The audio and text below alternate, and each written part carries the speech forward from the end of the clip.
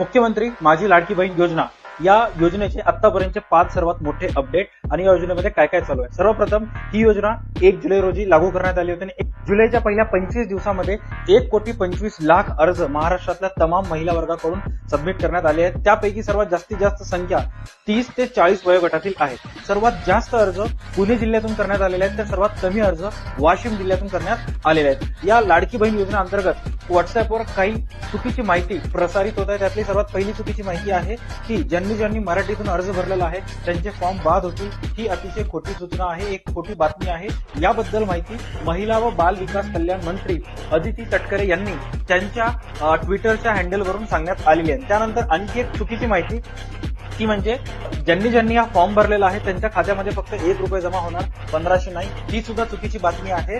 ज्यांनी फॉर्म भरलेला आहे त्यातील काही महिलांच्या खात्यामध्ये फक्त तपासणीसाठी तांत्रिक पडताळणी